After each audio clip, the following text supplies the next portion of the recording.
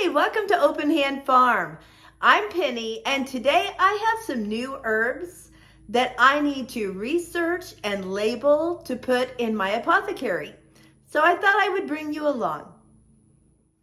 The first thing I do is go to a website called North Carolina Extension Gardener Plant Toolbox.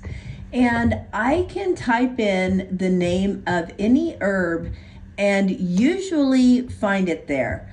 Not only do I find the herb, I find its scientific name, I find other names it goes by, and I find all of this really useful family information and how the plant grows, what the plant looks like, all the details about each plant, and I love this. The first herb that I looked up was ashwagandha, and I found a lot of good information on it. And instead of writing it directly on my tags that I'm making for my jars, I write it all down on a scrap piece of paper so that I can make sure I have everything I want, have it spelled correctly, and then I go on to the next item. I have a tag off of another jar of elderberry just so that I can see how I had put that tag together so that they all were identical in the information that they had on them. The first thing I do is write the common name of the herb. Then I find its scientific name, which is sometimes also its botanical name. So I write that down, but most of those are in Latin. So I look up the phonetic spelling of those words so that I know how to pronounce it.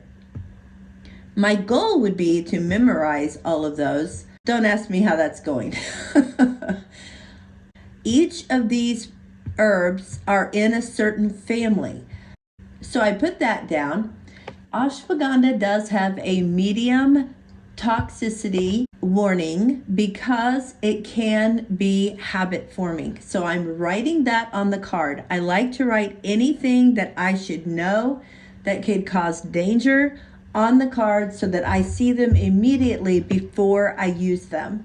Then below the family name, I like to write the names that this herb is also known as. So ashwagandha can be known as Indian ginseng, Indian winter cherry, poison gooseberry, Vedic, several different names. If I know those names and I see a recipe or I hear somebody else talking about it, then I will know what they're talking about. I then went ahead and made a label for my Tulsi. Then it came time to look up information for Usnea. Well, Usnea is not a plant, and this website that I've been using is for plants. So I had to do a Google search for Usnea, and I found a good site that is actually a tea site, but because Usnea can be used as a tea, they had lots of really good information about it. And I even learned different purposes for it. So I loved that. So then I made a card for Usnea. Usnea does not have a plant family name. It is a lichen. And a lichen is a complex life form that is a symbiotic partnership of two separate organisms, a fungus and an algae.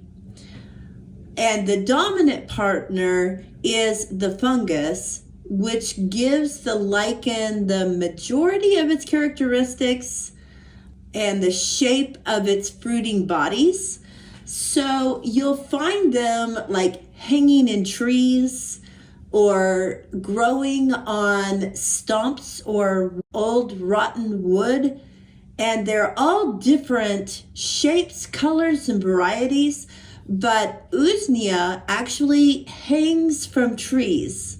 That's why one of its names is Old Man's Beard, because it just looks like a beard hanging from the tree.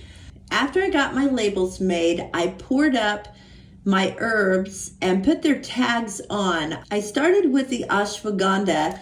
Then I remembered I wanted to start a tincture with the ashwagandha. So I went ahead and got 2 pint jars instead of the quart jar and separated it so that I would have some to put on the shelf, and went ahead and poured vodka into the second jar to get a tincture started.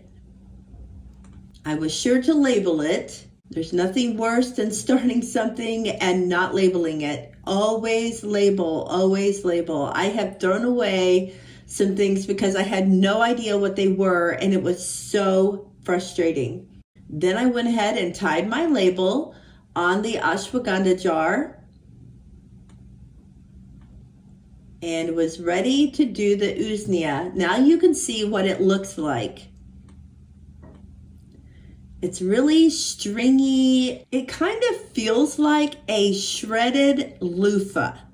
So that's the best I can describe it. It's a little stiff, but it's very thin. So I got it in the jar and got the label added to that. Then it was time to do the Tulsi. I had a nice tall jar to put Tulsi in because I have so much of it. I will go ahead and leave the rest of it in this Mylar bag and put it in a Ziploc bag and store it in a cool, dark place. I did go ahead and fill a quart jar as well. And instead of putting a tag on it, I just labeled it, and I'm going to put it on my tea and herb shelf in my creamery so that if I ever want to have Tulsi tea, I have some there. I got all of them labeled, a tincture started, as well as some Tulsi in a jar to put on my tea shelf. I got all of those herbs added to my shelf. You can see my Tulsi is there. The ashwagandha is here. I put the Tulsi in with the rest of the basils because I have several. The Usnea down here. I have missing jars off of my shelf because I'm putting together a complete bone and tissue mixture. I'll put a link to that video in my description box if you're interested in that. Thanks so much for coming along. And if you want to know more about how and why I label my herbs like I do, I will leave a link in the description box that will lead you to the video that explains all of that.